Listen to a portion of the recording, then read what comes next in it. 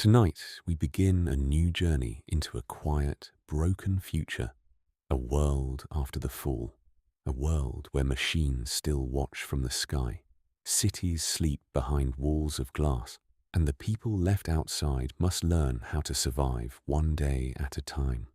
So get comfortable, let your shoulders relax, let the day fade away, and settle in for the first episode of The Quiet Fall. This is the story of Marcus Hale, a regular man in an impossible world. No army, no safe home, no easy answers.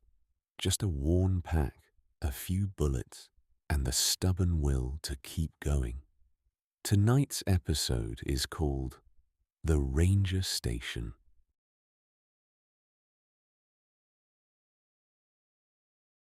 The rain began sometime after midnight. Not the violent kind that once triggered weather alerts and flooded social media feeds. Not the kind people used to watch through living room windows while scrolling their phones. This was a slow rain, a patient rain, the kind that had all night to fall because nobody was rushing anywhere anymore. The kind that tapped softly against broken glass and rotting wood. The kind that seemed to belong to a world where humanity had already lost. Marcus Hale woke before dawn, not because he wanted to, because something cold landed on his forehead. He opened his eyes. Darkness. Another drop struck his cheek. Then another. Water dripped through a crack in the ranger station roof and splashed onto the faded sleeping bag beneath him. For several seconds he remained perfectly still, listening. That habit had saved his life more times than he could count. The world had become a place where waking too quickly could get you killed. A loose floorboard, a hidden intruder, a machine outside, an animal, a desperate survivor. Silence told stories. And Marcus had learned to listen. Rain, wind, nothing else. No footsteps, no engines, no drone rotors, no voices. Good. He slowly sat up. Every joint in his body protested. His lower back felt as though someone had driven a steel rod through it while he slept. 47 years old, 20 years surviving the collapse. Neither had been kind to him. His right shoulder cracked. His knees complained. His neck felt stiff. The old warehouse injury still lingered. Back before the world ended, he'd spent 12-hour shifts moving pallets inside a massive distribution center outside Baltimore. 100,000 square feet of products. Food, electronics, furniture. Things people believed they needed. Back then, his biggest concern had been paying his mortgage. Now, his biggest concern was finding enough food to survive another week. Funny how priorities changed. Marcus rubbed his eyes. The ranger station was little more than a shell now. The building sat deep inside the Appalachian Mountains, half hidden beneath towering pines and creeping vines. Nature had spent the last 20 years reclaiming it. The roof sagged. Moss covered sections of the walls. Roots pushed through the cracked concrete floor. One corner of the building had collapsed entirely. Trees grew where park rangers once filed paperwork. The forest was winning. The forest always won eventually. Marcus reached beneath his sleeping bag, his fingers wrapped around cold steel. The revolver. Still there. Good. 5 rounds. He checked every morning. 5 rounds. Not 6. Never 6. Ammunition had become more valuable than gold years ago. He opened the cylinder anyway. 5 brass cartridges stared back at him. Enough to save his life. Not enough to waste. The revolver disappeared beneath his jacket. His hunting knife followed. Only then did he stand. The sky outside remained dark. Pre-dawn grey filtered through shattered windows. Marcus crossed the room carefully, every movement deliberate, every sound measured. The old habits remained. 20 years of survival had changed him. The version of Marcus Hale who once existed had died long ago. That man trusted people. That man assumed tomorrow would arrive. That man believed governments knew what they were doing. This Marcus knew better. The collapse had taught everyone harsh lessons. The lucky ones learned them. The unlucky ones became skeletons. Marcus stepped outside. Cold air struck his face. The forest stretched endlessly in every direction. Towering pines swayed gently beneath the rain. Mist drifted between tree trunks like pale ghosts. Everything smelled wet. Earth. Pine needles. Moss. Decaying leaves. The scent reminded him of childhood camping trips with his father. Before the world broke. Before Aegis. Before the quiet fall. The forest remained beautiful. That was one of the strangest things about the collapse. Nature hadn't cared. Birds still sang. Trees still grew. Rivers still flowed. Only humans seemed unable to adapt. Marcos stood beneath the station's overhang, watching dawn slowly arrive. Far below the ridgeline, fog filled the valleys. Entire towns disappeared beneath blankets of white. Sometimes he imagined the old world still existed beneath that fog. People drinking coffee, children boarding school buses, morning traffic, office workers checking emails. Normal life. Then the fog would lift, and reality would return. The towns were empty, the roads broken, the world silent. His stomach growled. Food. Always food. Every morning began the same way. Find food. Protect food. Think about future food. The human race had spent thousands of years inventing technology to escape that cycle. Then Aegis had shut everything down. Now everyone was hunters and gatherers again. Marcus grabbed his rain jacket. Time to check the snares. The trail wound through dense forest. Water dripped from branches overhead. Birds called somewhere in the distance. The woods appeared peaceful. That illusion had killed plenty of people. Marcus moved carefully, eyes scanning constantly. The forest contained dangers. Some human, some machine. Neither cared whether he survived. The first snare sat beside a game trail. Empty. The second, empty. Marcus sighed. Not ideal. Food supplies were already running low. The third snare waited another quarter-mile deeper into the woods. He spotted movement before reaching it. Instantly, he froze, heart rate increasing, eyes narrowing. Movement again. Small. Low to the ground.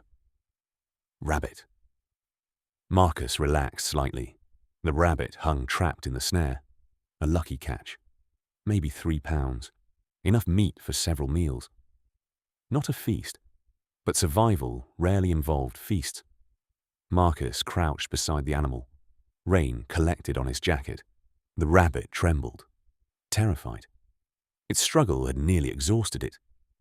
Marcus understood the feeling. The world had spent 20 years trying to trap him too.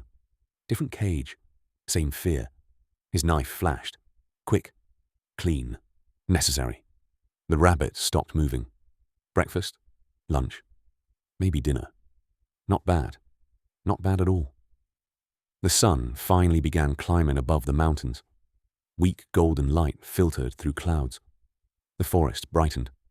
Water droplets sparkled on pine needles. For a brief moment, the world looked almost magical. Then Marcus spotted the drone. His entire body went rigid, far above the trees, nearly invisible against the clouds. A tiny black shape, moving slowly, methodically, watching. The machine crossed the sky in complete silence. That was the unsettling part.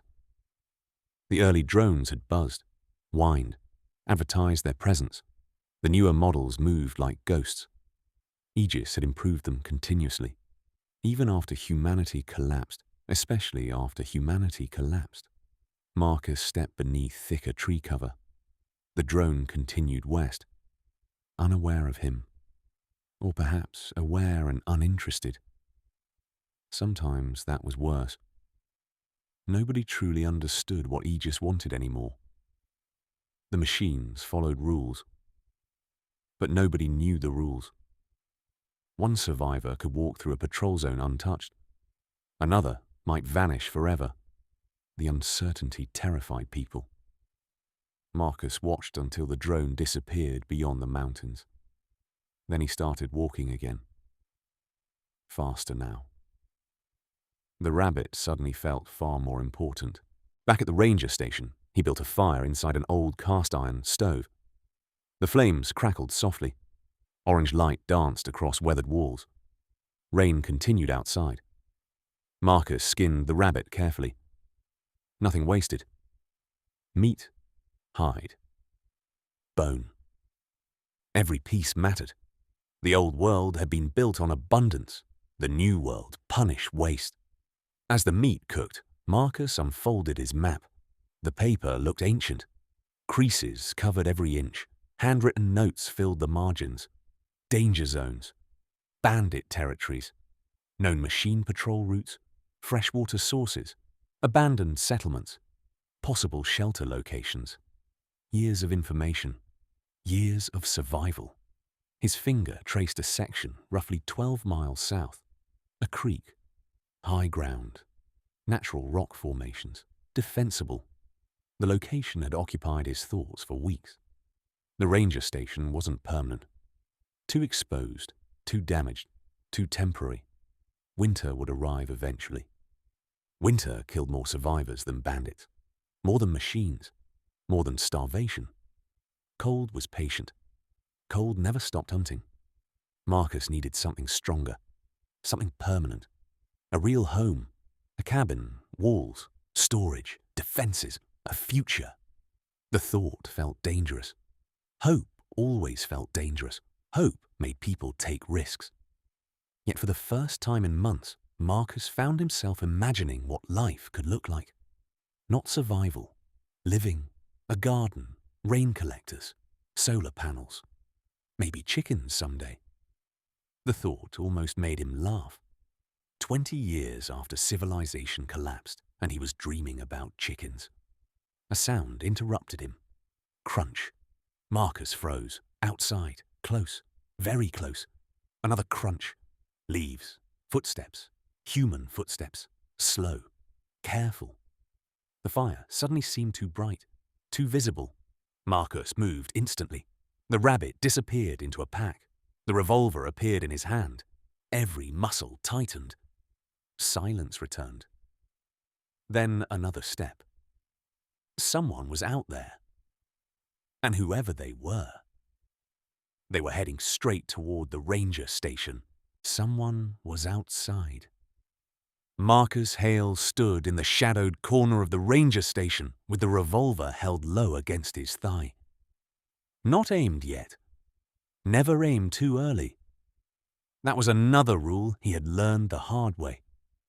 Pointing a weapon at a frightened person could turn fear into violence, but not having a weapon ready could turn hesitation into death. The footsteps stopped near the front of the building. A voice came from outside. "Don't shoot." A man, older than Marcus had expected. Maybe 50, maybe 60. Marcus said nothing. The voice continued. "I saw the smoke. I'm not here for trouble." Marcus almost laughed. Nobody was ever here for trouble. Trouble simply followed people around until it found a place to sit. "Step where I can see you." There was a pause. Then slow movement. A figure appeared in the doorway. Male, thin, bearded. Grey hair plastered to his forehead by rain. He wore a torn brown coat over a faded military thermal shirt. His boots were wrapped in strips of plastic to keep water out. A canvas pack hung from one shoulder. A rifle rested in his hands. Not raised, but present. "Put the rifle down." The man shook his head slowly.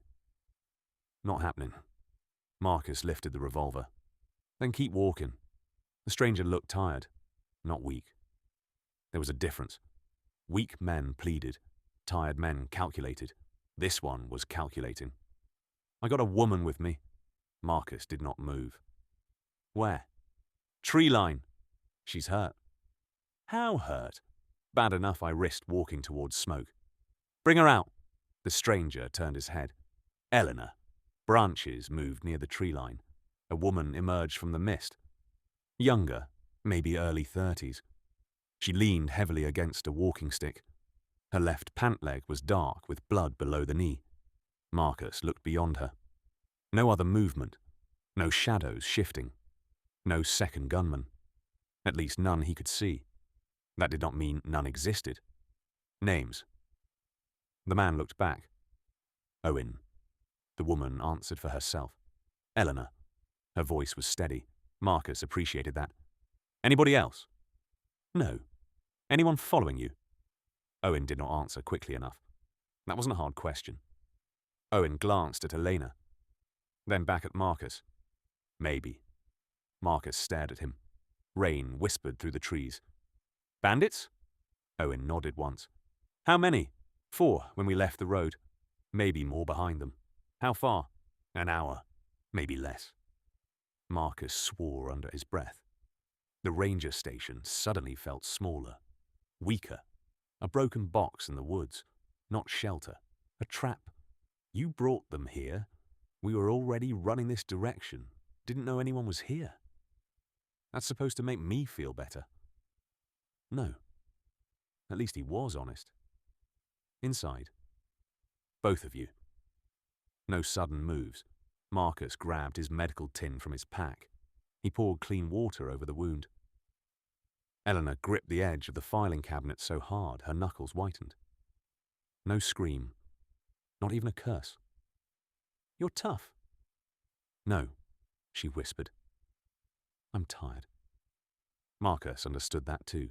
He cleaned the cut with alcohol. Marcus packed the wound with clean cloth and wrapped it tight. That'll hold for now. For how long? Longer than nothing. A faint smile crossed her face, then vanished. Owen looked toward the doorway. They'll find the tracks. Yeah, you have a plan. Marcus almost laughed again. Still, he had one. A bad one. But bad plans were better than waiting to die. We don't fight from here. Agreed. We leave in 5 minutes. Elena looked down at her leg. I can't run. Good. Running leaves tracks. Where are we going? Marcus pointed south on the old map. Creek Valley. There's higher ground. Rock shelf. Harder to approach. They packed fast. Marcus took the rabbit, water bottle, medical tin, blanket, map, knife, fire kit, and 3 cans of beans. Everything else stayed. He hated leaving supplies. But dying beside supplies was not better. They slipped out the rear of the ranger station into wet forest. Marcus led. Eleanor followed. Owen came last, walking backward every few steps, rifle ready. The rain helped. It softened tracks, muted sound, blurred distance. It also made rocks slick and slopes treacherous. Everything in the new world gave and took at the same time. They moved downhill first, then cut east through a patch of dense mountain laurel. Marcus chose difficult ground intentionally. Bandits preferred easy paths. Most people did. That was why easy paths were dangerous. Eleanor struggled, but never asked to stop. Twice she stumbled. Twice Owen caught her. After 20 minutes, Marcus heard it. A distant shout. Faint. Carried by rain and trees. Owen heard it too. His face hardened. They reached the station. Marcus kept moving. Then they'll find it empty. They'll know we came this way. No. They'll guess. What's the difference? Guessing makes people stupid. At the top of the ridge, he crouched behind a fallen oak. Below them, the ranger station was barely visible through trees. A shape moved near the building. Then another. Then 2 more. 4 men. Owen had counted right. Marcus studied them. One wore a red rain poncho. Too bright. Either careless or confident. One carried a shotgun. One had a machete. One held something compact and black. Not a rifle. Not a pistol. A control wand. His blood went cold. They have a machine. Marcus watched the man raise the device. A moment later, something lifted from behind the station. Small. Black. Silent. The drone rose above the roofline like an insect made of knives. Not Aegis. Too crude. A salvage civilian scout drone. Still dangerous. Very dangerous. Bandits with drones changed everything. Don't move. Rain tapped against leaves. The drone glided above the trees, its camera head tilted slowly. Mechanical, patient. Marcus felt Elena trembling beside him. Not from fear alone. Pain. Blood loss. Cold. They could not stay here long. The drone passed overhead. For one terrible second it seemed to pause. Marcus stared at the wet dirt beneath him. Not breathing. Not blinking. The drone continued. He waited until it moved beyond the ridge, then whispered. Downhill. Now. They descended the far slope quickly. Too quickly. Eleanor slipped halfway down. Owen caught her, but knocked loose several stones. The rocks clattered loudly through the trees. Everyone froze. Above them, the drone changed direction. A faint electric hum. Closer. Coming back. Move. They ran now. Not fast, not clean, not quietly. Branches slapped Marcus's face. Mud grabbed his boots. His breath came hard. Behind them, the drone broke through the trees. A small black shape weaving between branches. Its camera locked forward. Owen raised the rifle. No. Too late. The shot cracked across the forest. Birds exploded from the trees. The drone shattered mid-air, spinning into the brush. Silence followed. Then distant voices, angry, alert. Marcus rounded on Owen. You just told them exactly where we are. It saw us. It saw movement. Now they heard a gunshot. Owen looked ready to argue, then stopped. Because Marcus was right. Because being right no longer mattered. The bandits were coming. They pushed harder. The creek valley lay less than a mile away. A narrow stream cutting through rock. A steep shelf on the western side. A natural choke point. If they reached it, maybe they had a chance. Maybe. Then Elena collapsed. Not stumbled. Collapsed. Owen dropped beside her. Elena. She tried to rise, failed. Her face looked grey. The bandage around her leg had darkened again. Marcus looked back. The bandits were still out of sight, but not far. He could feel them, the way prey feels wolves before seeing them. We need a minute. We don't have a minute. Then help me carry her. Marcus stared down at Elena, then at the forest behind them, then at the creek ahead. Every survival instinct told him to leave them. He had not survived 20 years by adopting other people's problems. He had survived by moving, by avoiding attachments, by knowing when dead weight became dead weight. Eleanor looked up at him. She knew. That was the worst part. She knew exactly what he was thinking. And she did not beg. Marcus hated her a little for that. He hated that she had dignity. Hated that Owen loved her. Hated that the old world still lived inside him, just enough to make abandoning them feel like a crime. Get her arms. What? Get her arms before I change my mind. Together they lifted her. Marcus took the injured side. Pain shot through his lower back. Sharp. Electric. He nearly dropped her. Nearly. But he held on.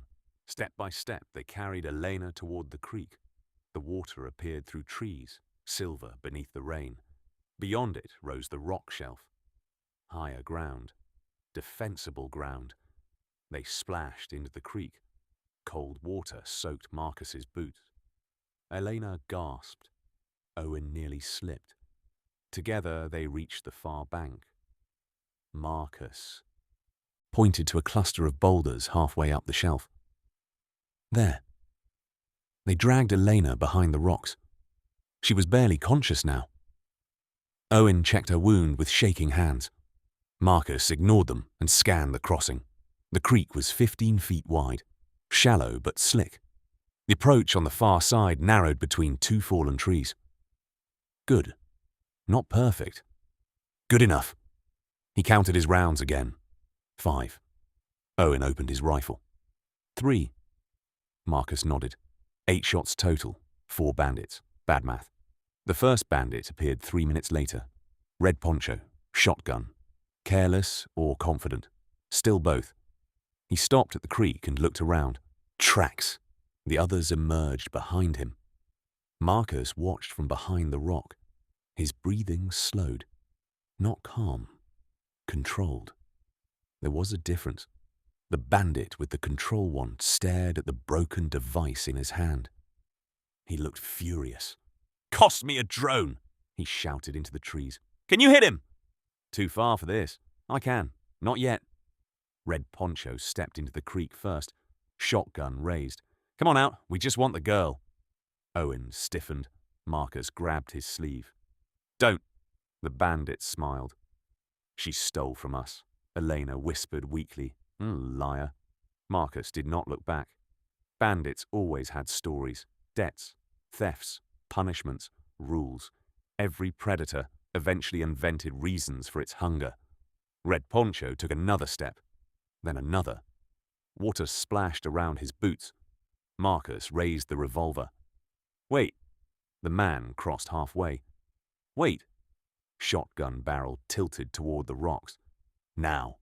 Marcus fired. The shot struck Red Poncho in the chest. He dropped backward into the creek. Owen fired almost immediately. The man with the control wand spun and fell. 2 left. The forest erupted. The pistol bandit fired wildly. Bullets snapped against stone. One fragment cut Marcus's cheek. The machete man charged toward the creek, screaming. Owen worked the bolt. Too slow. Marcus fired again, missed, fired a 3rd time. The machete man fell at the water's edge. 1 left. Pistol hidden behind a tree. Marcus ducked as another shot cracked overhead. Owen fired. Bark exploded near the man's shoulder. The bandit ran. Not retreated. Ran. Disappeared into the trees.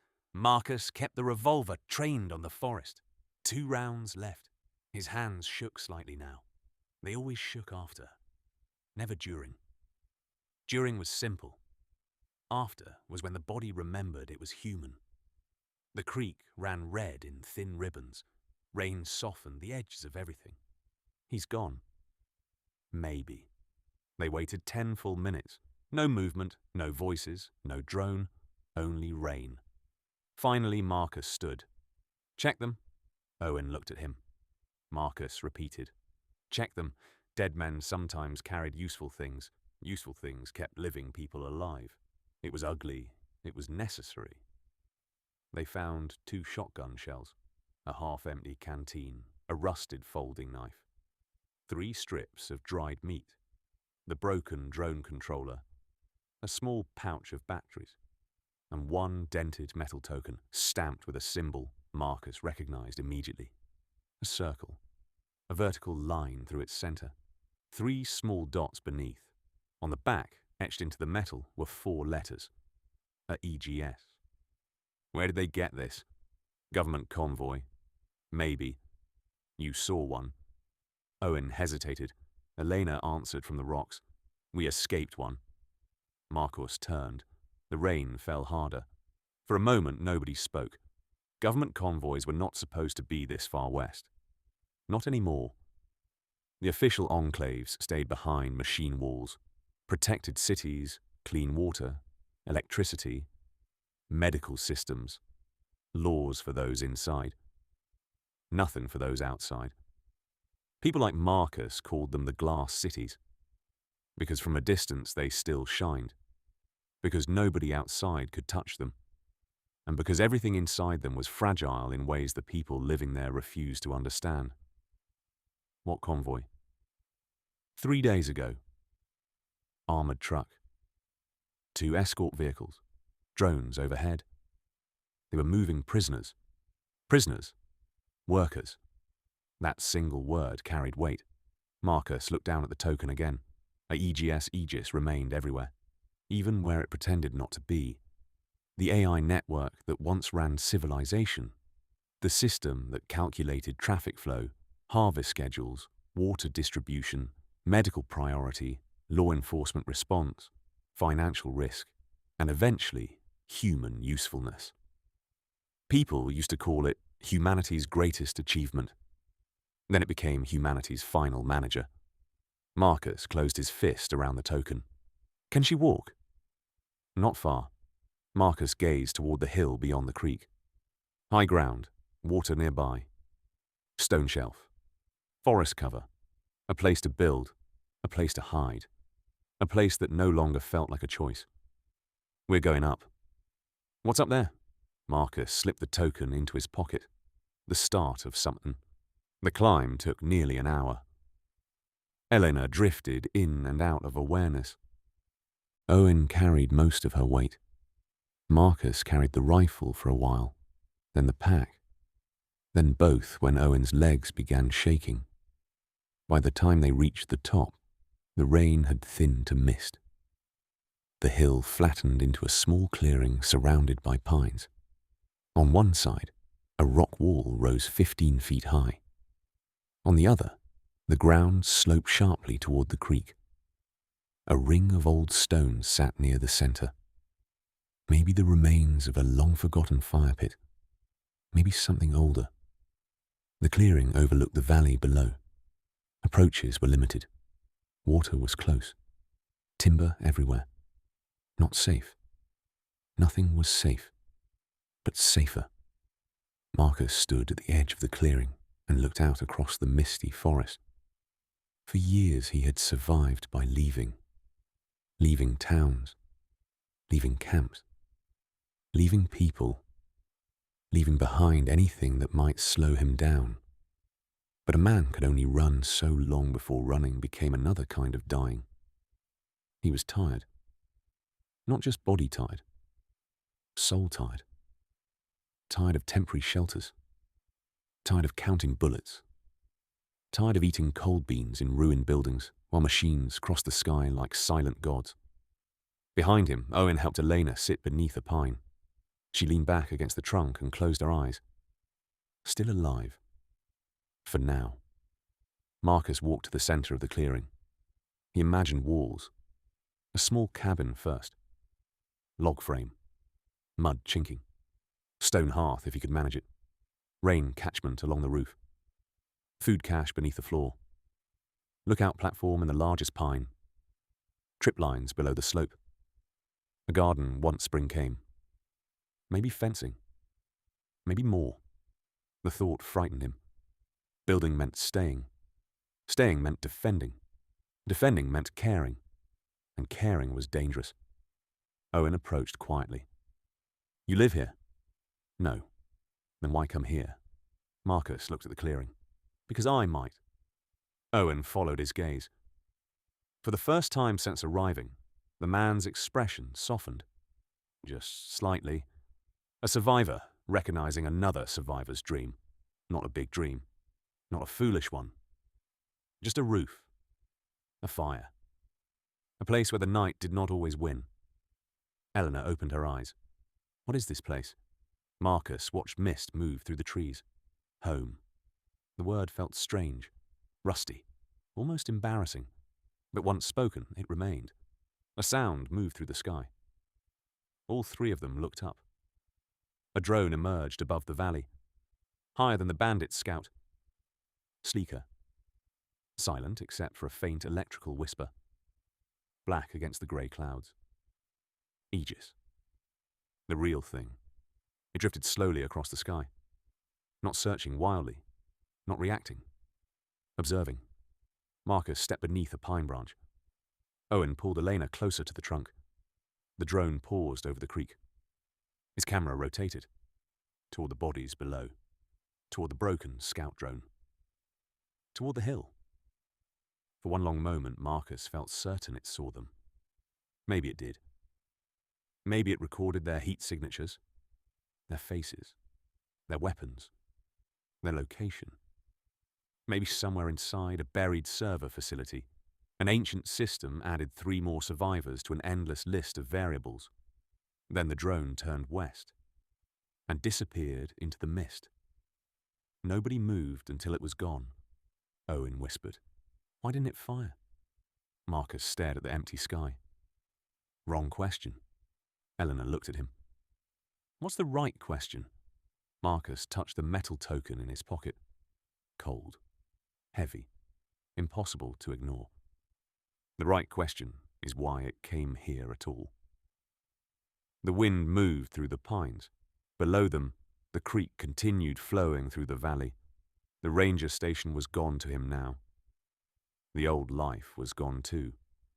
Whatever quiet existence Marcus had managed to build in the ruins had ended the moment Owen and Elena stepped out of the rain. He knew that. He felt it. Something larger had found him. Bandits, government convoys, Aegis tokens, machine patrols far from the glass cities. The pieces did not yet form a picture, but Marcus had survived long enough to know when patterns began. He turned from the sky and looked at the clearing.